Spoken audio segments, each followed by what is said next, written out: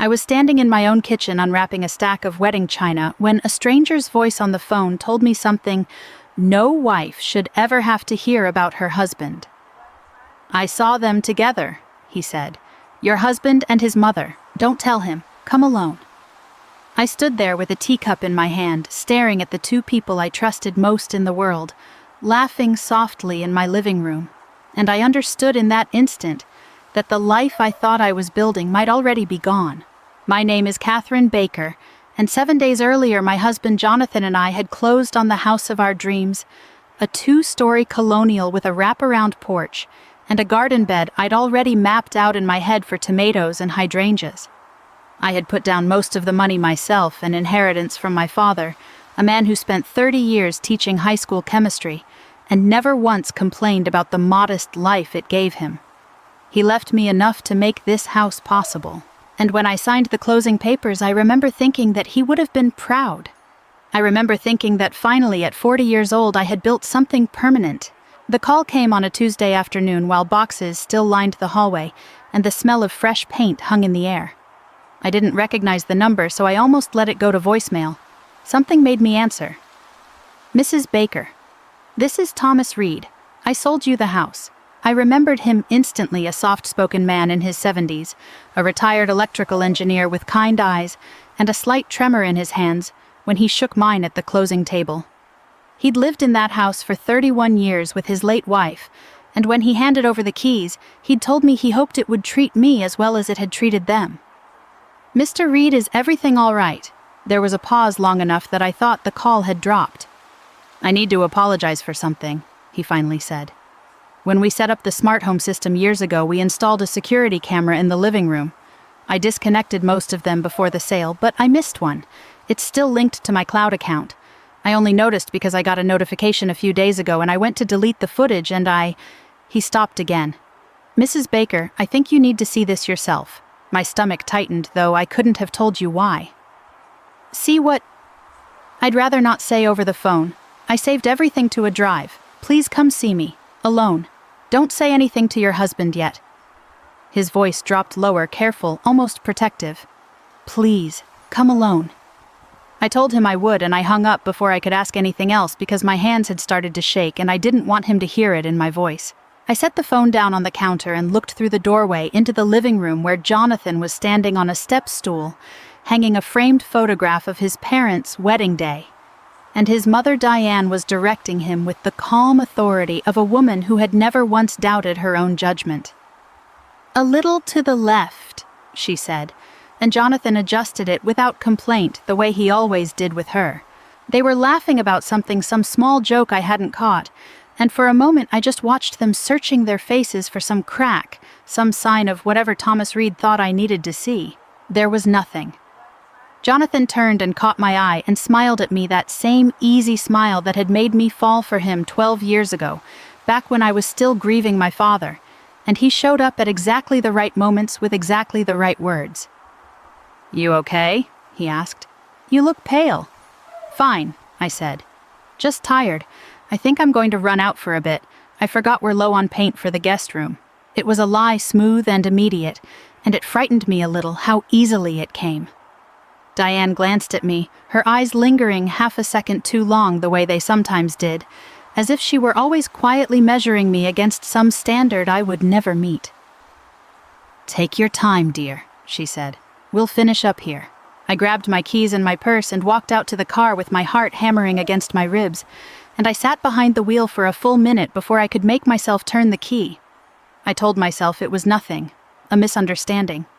Maybe Thomas Reed had simply seen Jonathan and Diane moving furniture or measuring for curtains or doing any of the 100 mundane things people do when they're settling into a new home. I told myself there was a reasonable explanation, because that was easier than the alternative. But some part of me already knew.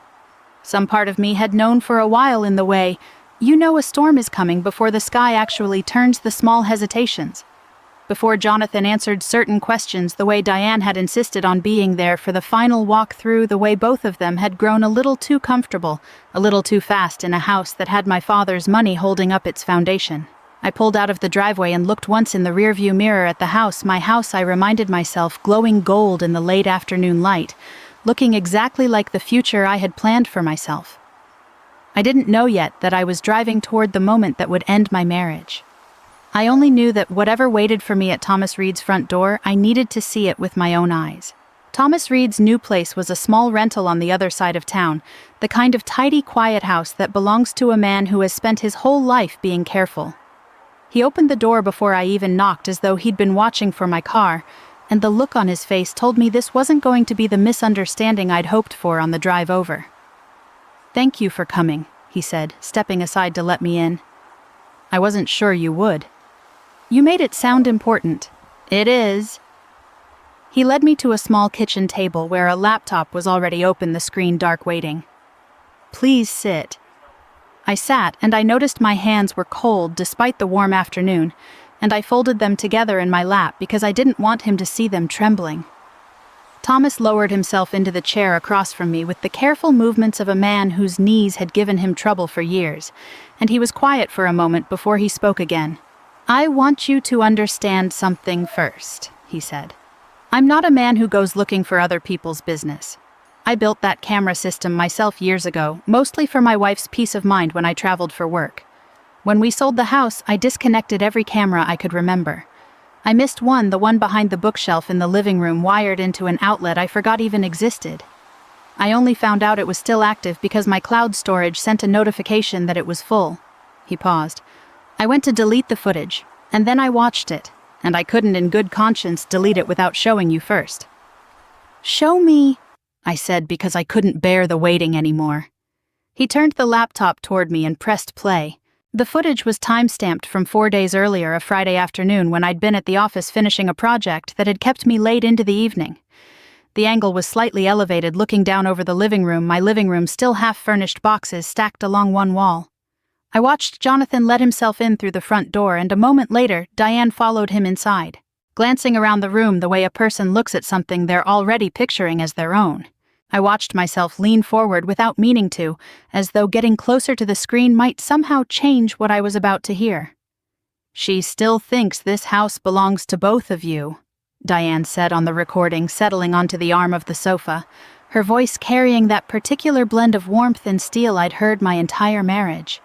Sweet girl. She never even reads the fine print. Jonathan laughed an easy, familiar laugh, the same one I'd fallen in love with 12 years ago, and said, "She trusts me. Why would she read the fine print? I'm her husband." "That trust is useful," Diane said, "as long as we use it correctly." I felt something cold settle into my chest, a stillness that didn't yet have a name. They kept talking. Diane mentioned a refinance package. She'd already been in contact with a broker about someone she knew personally, someone who wouldn't ask too many questions. Jonathan mentioned that my father's inheritance had covered nearly 70% of the down payment, and Diane responded that it was a shame money like that hadn't gone through proper family channels, that it should have been structured better from the start. They spoke about paperwork, about a power of attorney clause buried somewhere in a stack of documents that would let ownership shift gradually, quietly, legally, without ever requiring a single dramatic confrontation. Diane said the words, "over time," more than once, savoring them the way you might describe a recipe that needed patience to come together properly. "She won't notice," Jonathan said. "She never notices these things. She trusts me with all of it." I sat frozen at Thomas Reed's kitchen table, watching my husband describe my blind trust as a resource to be managed, and I understood with a clarity that felt almost physical that the man who had held my hand at my father's funeral and the man on that screen were somehow impossibly the same person. The video ran another 6 minutes. I watched all of it. I watched Diane walk through my kitchen, opening cabinets, commenting that the layout would be better suited to proper entertaining once a few walls came down. I watched Jonathan nod along to every suggestion, agreeable in the particular way he'd always been agreeable with his mother, a lifelong habit I had once found endearing because it spoke, I thought, of loyalty and love. I understood now that it spoke of something else. Obedience, maybe, or alliance. When the footage ended, Thomas closed the laptop gently, as though closing it too fast might hurt me further. "I copied everything onto a drive," he said, sliding a small USB stick across the table toward me. "Every angle, every date, everything the camera caught. I don't know what's going on in your marriage, Mrs. Baker, and it isn't my place to guess. But a house holds people accountable to nothing except what's documented. I thought you should have this before anyone decides to erase what actually happened inside those walls. I picked up the drive and held it in my palm, small and light, barely the weight of a house key, and yet it felt like it might tip the entire foundation of my life. Thank you, I said, and my voice came out steadier than I expected. I don't know how to repay this. You don't owe me anything, he said. I sold that house because my wife and I made a home in it, and I'd hate to think of someone taking that same chance away from another family through a lie. He walked me to the door, and just before I stepped out into the fading light, he said one more thing quietly, almost like a warning. You still have time, Mrs. Baker. Whatever you decide to do, you still have time to do it right. I drove home with the USB drive tucked into my coat pocket, my hand resting over it at every red light, as though it might disappear if I let go. And somewhere on that quiet drive back to the house I had paid for with my father's memory, I made a decision. I wasn't going to confront them. Not yet. Not until I understood exactly how deep this went, and exactly how to make sure it could never happen to me or to anyone else again. I walked back into my own house that evening and became someone else. Not a different woman exactly, just a quieter version of myself, one who had learned in the space of a single afternoon that the safest place to keep the truth was behind a closed door in my own chest. How was the paint store? Jonathan asked, not even looking up from the box of kitchen utensils he was unpacking. Busy, I said. I'll go back tomorrow when it's quieter. He nodded satisfied, and that was the end of it. I remember standing in the doorway for a moment watching him arrange our forks and knives into the drawer organizer I'd bought weeks earlier with such simple happiness and feeling something strange settle over me. Not rage, not yet, but a kind of cold clarity like stepping outside on the first frost of the year and finally being able to see your own breath. Over the following days I did something I had never done in 12 years of marriage. I started watching my husband the way you watch a stranger. I noticed things I'd always seen but never truly looked at. Jonathan handled every piece of financial paperwork that came through our mailbox, sorting bills and statements with a practiced efficiency I'd once admired, calling it just easier this way, whenever I offered to help. I noticed that Diane, who visited nearly every other day under the guise of helping us settle in, always managed to be the one who collected the mail from the box at the end of the driveway before I even got home from work. I noticed the way their conversation would shift the moment I entered a room, not stopping exactly but softening, rerouting, like water finding a different path around a rock. None of it on its own would have meant anything. Together, it meant everything. 3 days after my visit to Thomas Reed's house, Jonathan came home with a folder of documents and laid them on the dining table with the easy, unbothered manner of a man discussing weekend plans. Refinance paperwork, he said. Nothing exciting, just cleaning up some of the loan terms now that we've closed. Routine stuff. Diane, who happened to be there, she seemed always to happen to be there, reached over and patted my hand. Everyone does this after closing, dear. It's boring, but it's just paperwork. You sign a few pages and it's done. I looked at the folder, thick and official, and felt the cold clarity from days earlier harden into something more useful. A plan. Of course, I said, smiling. Let me look it over when I have a quiet evening. I like to actually read things before I sign you know how I am. Jonathan's jaw tightened for half a second, so briefly I might have imagined it if I hadn't been watching so closely. Of course, he said. No rush, but there was a rush. I could feel it in the air between them, in the way Diane's eyes flicked toward Jonathan and back to me in the slight practiced patience of two people trying not to seem eager. I asked innocent questions over the following evenings. What does this clause mean? Why is this section highlighted? Is this the standard form the bank uses? And each time Jonathan answered smoothly, confidently, clearly relieved that I wasn't pushing harder. He began to relax. He began, I think, to believe that his mother had been right about me all along, that I was too trusting, too soft, too in love to ever really look. What he didn't know was that every night after he fell asleep, I sat at the kitchen table with my laptop and a soft blue light going through every page of that folder line by line. I photographed each document with my phone before returning the folder exactly to where he'd left it.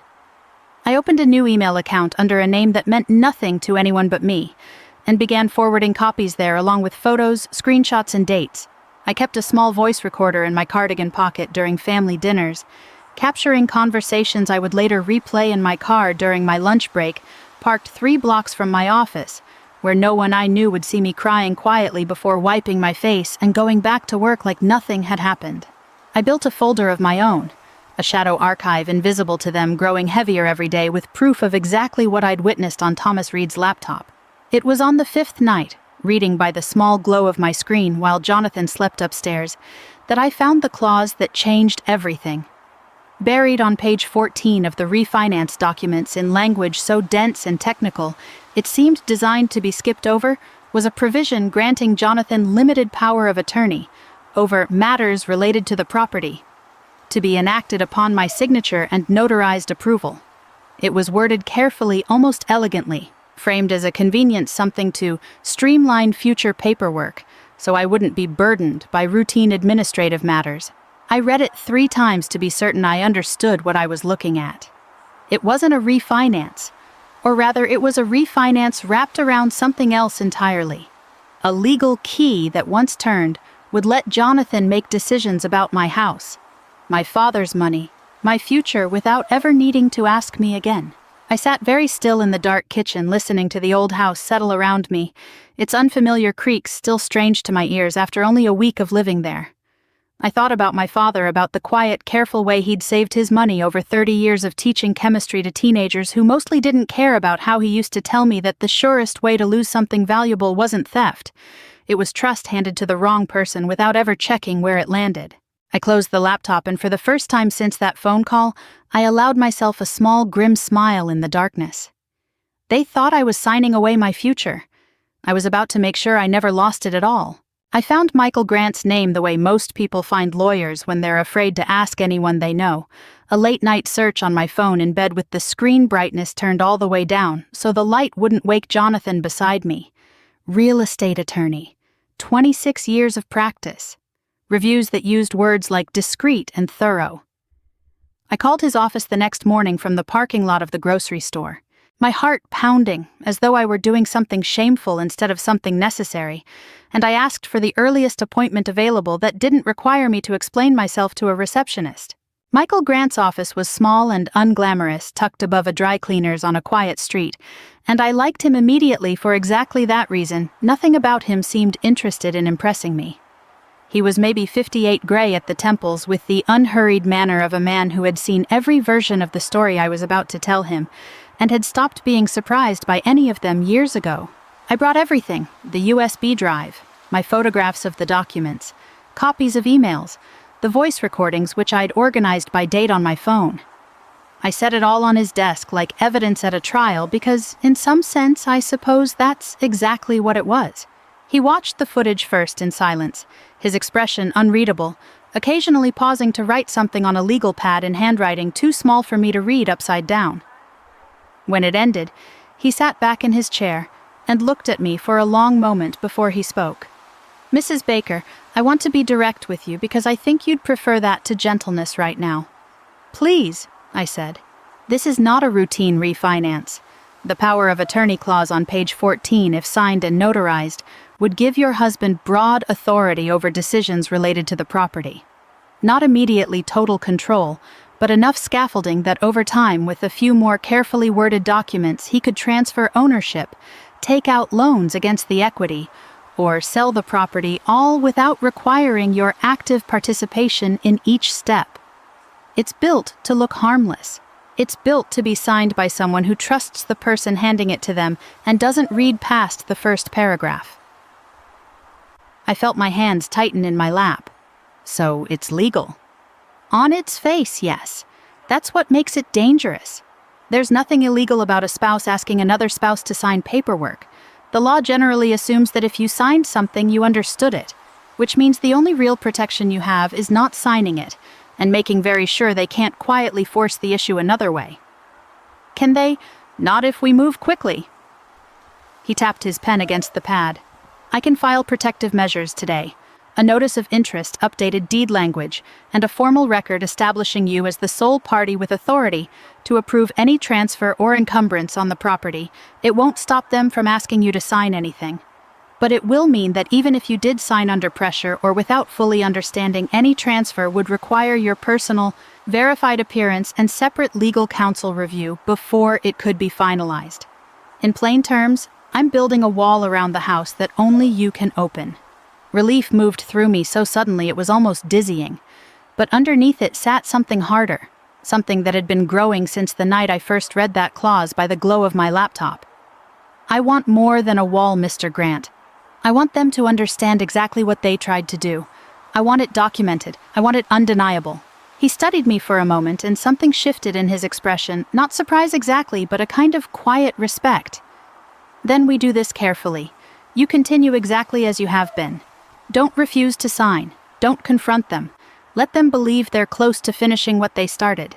The more comfortable they become, the more they'll say, and the more they say, the stronger your position becomes. In the meantime, I file everything necessary to make sure that no matter what happens at that table, nothing actually transfers without going through me first.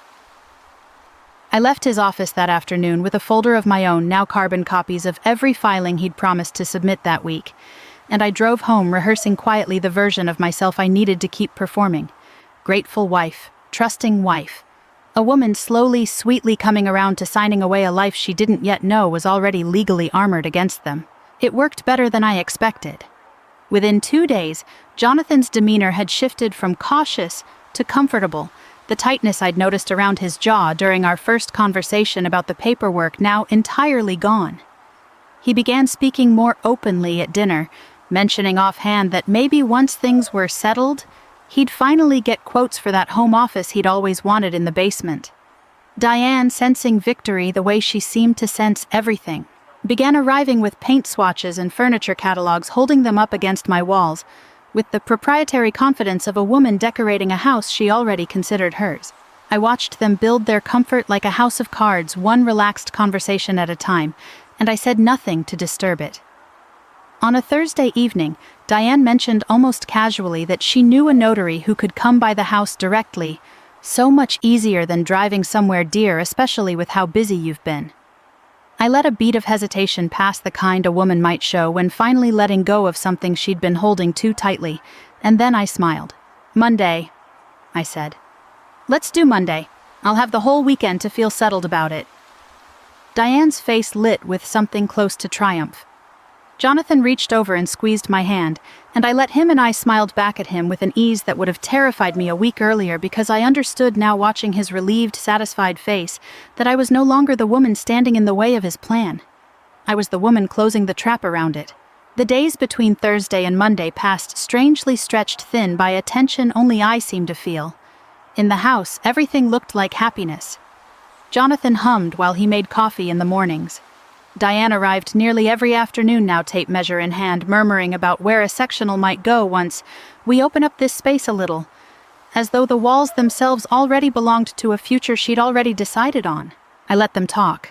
I let them plan.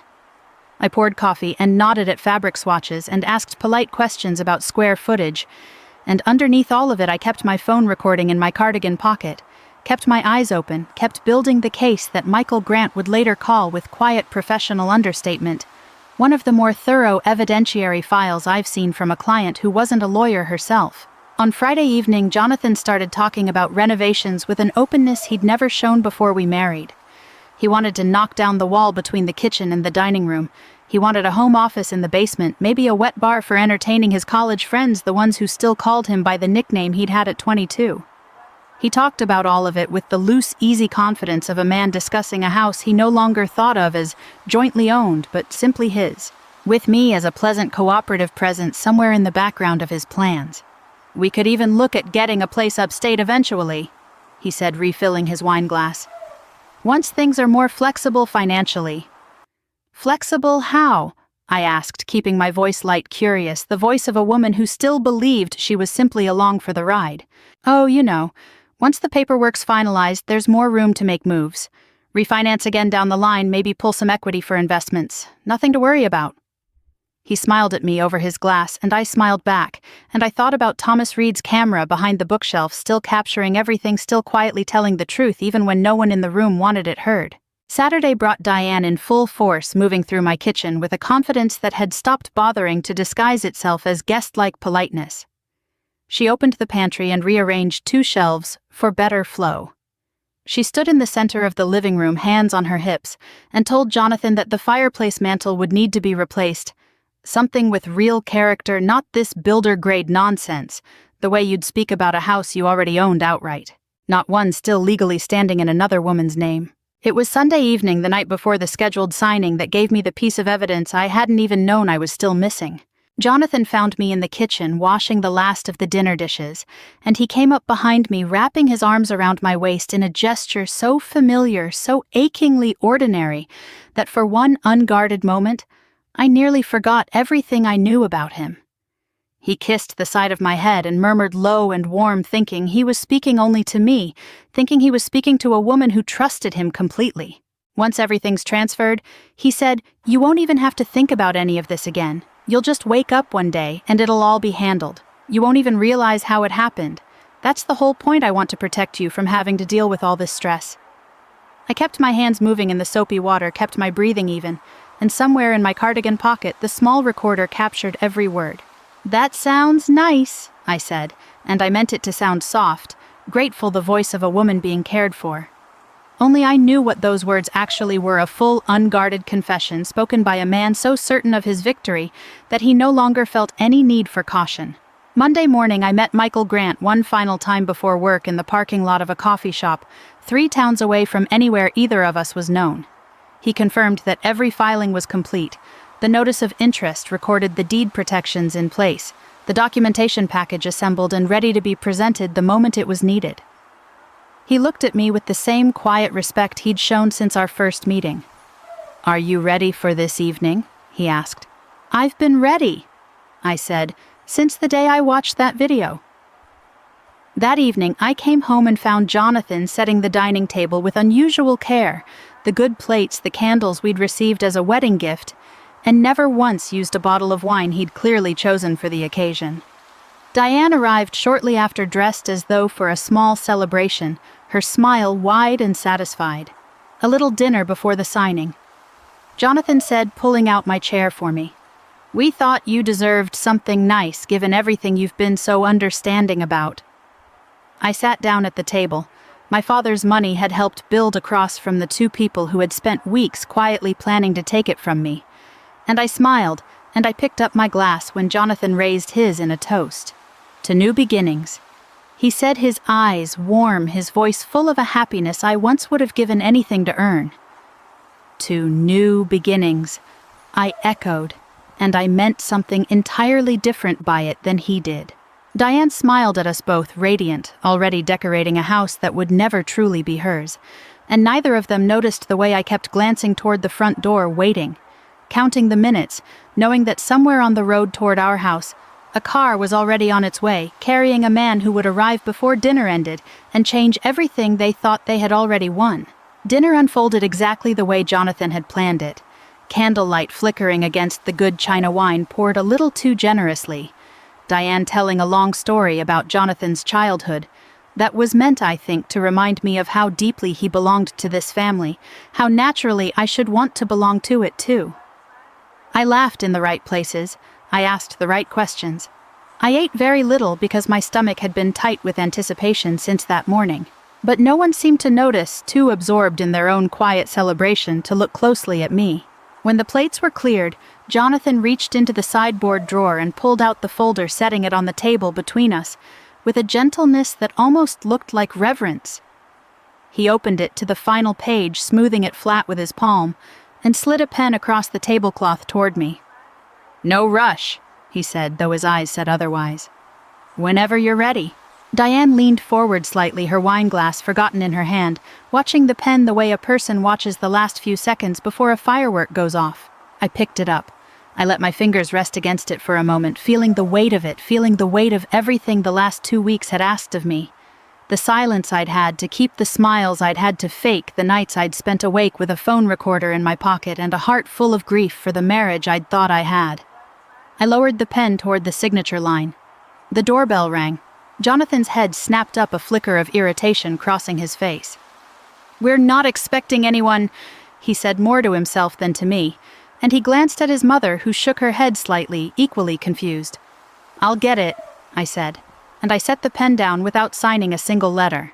I opened the door to find Michael Grant standing on the porch in a gray suit, calm and unhurried, a leather folder tucked under his arm. Behind him, a step back, stood a uniformed court officer holding a small stack of documents. "Good evening, Mrs. Baker," Michael said, his voice pitched perfectly for the moment, professional, unbothered, utterly without drama, which somehow made it land harder than if he'd shouted. "I believe this is a good time." I stepped aside and let them in. Jonathan rose from the table so fast his chair scraped hard against the floor. "What is this?" His eyes moved from Michael to the officer to me, and I watched something behind them begin to shift. The first tremor of a man realizing the ground beneath him was no longer solid. "Catherine, what's going on?" I didn't answer right away. I walked back to my seat at the head of the table and sat down, folding my hands in front of me the way I had learned to do in Michael's office, calm, deliberate, a woman fully in possession of herself.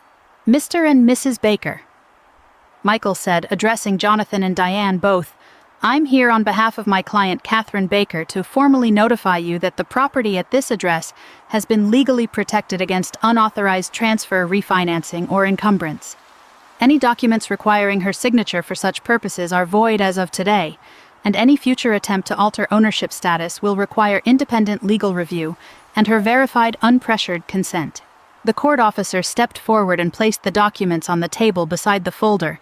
Jonathan had so carefully prepared an almost absurd symmetry, one stack representing the future they'd planned, the other quietly dismantling it.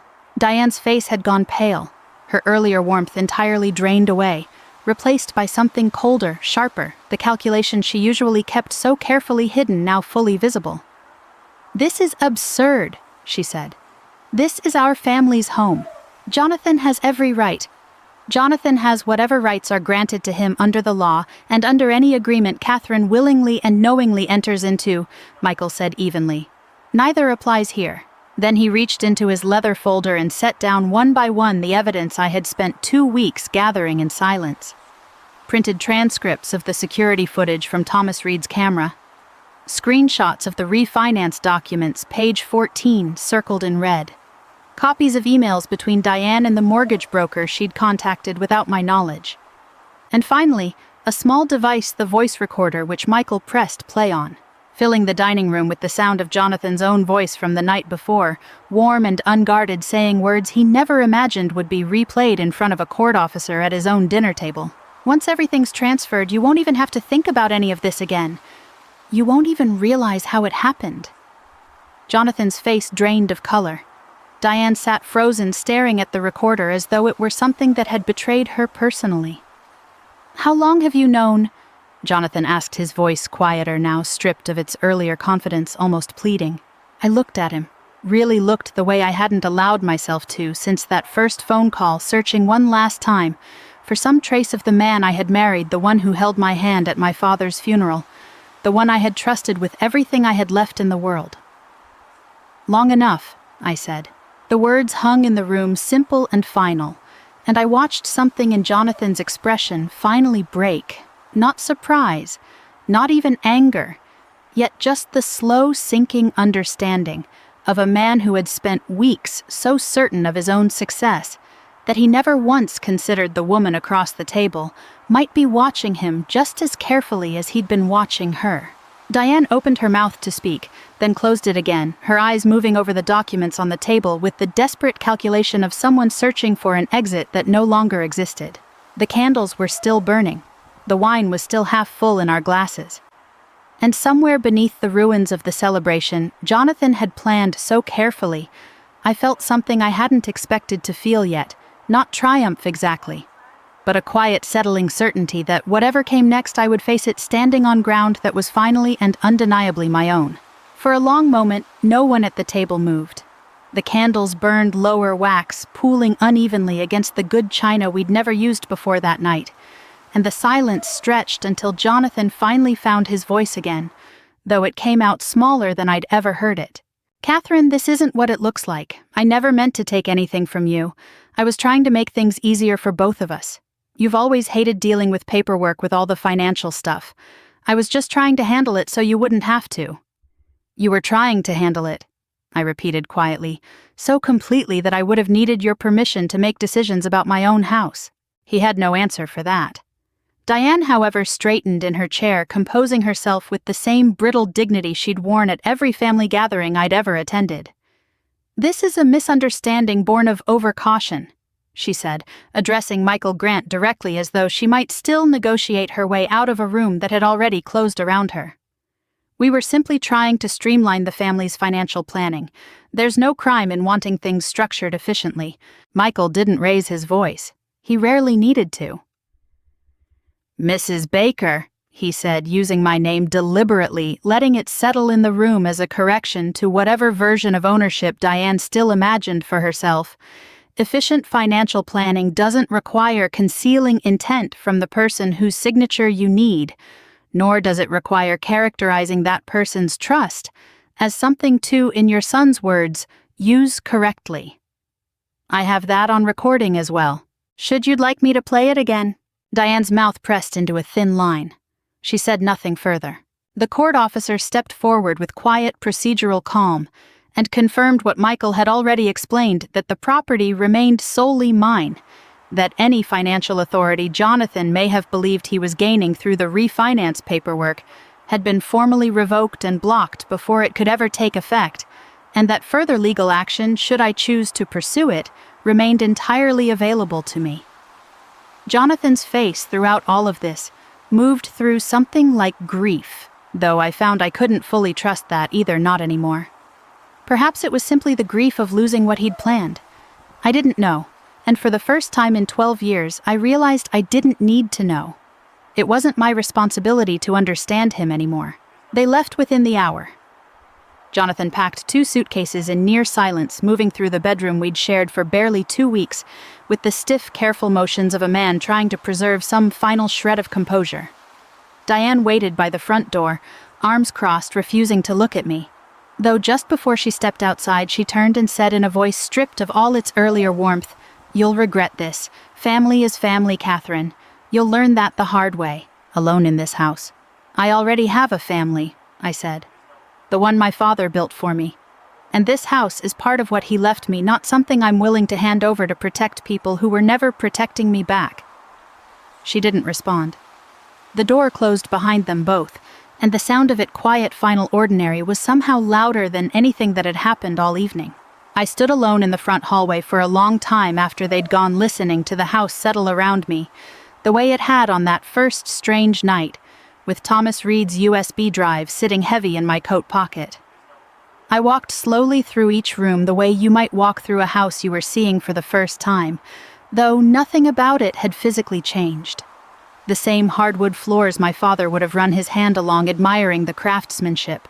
The same kitchen window that caught the morning light exactly the way I'd imagined when I first saw the listing photos.